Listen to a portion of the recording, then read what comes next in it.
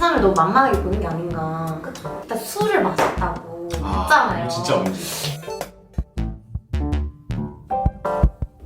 네, 안녕하세요. 저는 경찰행정학과에서 범죄과학과 산업보안을 복수 전공하고 있는 몰카탐정단 일기계로 활동했던 이동수라고 합니다. 안녕하세요. 저는 문예창작과 전공, 신문방송 복수 전공하고 있는 몰카탐정단 1기 박희주라고 합니다.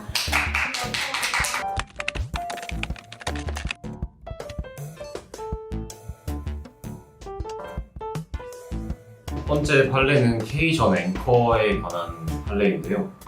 사건을 보면 2019년 7월 2호선 영등포구청역에서 걸어가는 여성을 불법으로 촬영하던 중 현장에서 이를 목격한 시민들이 피해자에게 해당 사실을 알린 뒤 경찰에 신고하였습니다. 일단은 초범이면은 생각보다 형이 조금 낮지 않을까요? 그리고 이 불법 카메라 같은 경우에 기소를 한 그 죄의 구성 요건을 따지는 게 좀 어렵다고 하더라고요. 피해자가 어떤 사람인지를 특정할 수 있을 만한 그런 것들이 촬영돼야 된다거나 이런 점이 피해자에게 불리하게 작용되는 점이 좀 많은 것 같아요. 이분 같은 경우에는 범행 사실을 한번 부인했음에도 이렇게 다시 드러났잖아요. 그런 점에서 조금 더 무거운 벌을 받아야 되지 않을까라고 저는 개인적으로 생각해요. 일단 술을 마셨다고 했잖아요. 진짜 문제. 술을 마신 거면은 이제 조금 감형이 되지 않았나. 저는 그렇게 생각을 합니다. 한번 우리 답을 한번 들어볼까요?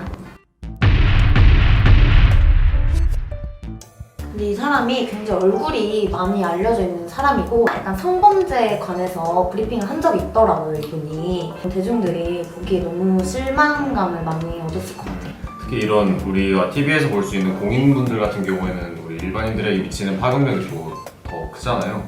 그래서 조금 더 행동가짐에서 조심을 해주셨어야 되는 게 아닌가라는 생각이 드는데, 물론 지금은 피해자와 합의를 했다고 하지만 당시에 피해자의 의사와 반하는데 신체를 9번이나 걸쳐서 촬영을 했다고 하는데 6개월의 구형이면은 약하지 않았나.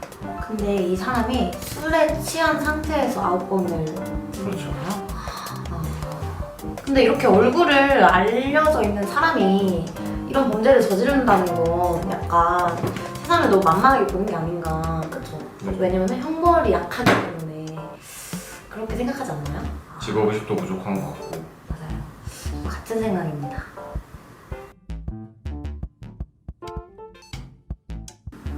(2019년 7월부터 8월까지) 여자 화장실에 몰래 침입해 수십 차례 휴대전화로 불법 촬영한 혐의로 대학생 C씨가 법정에서 구속이 되었다는 사건이네요.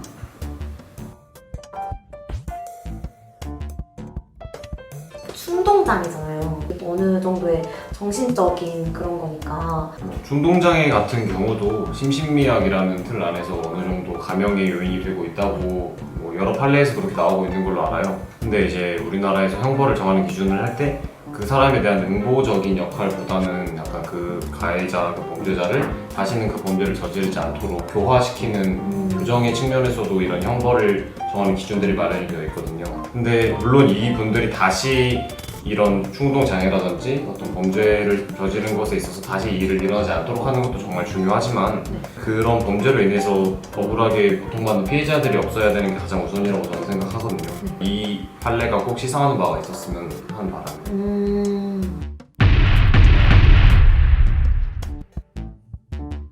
80시간.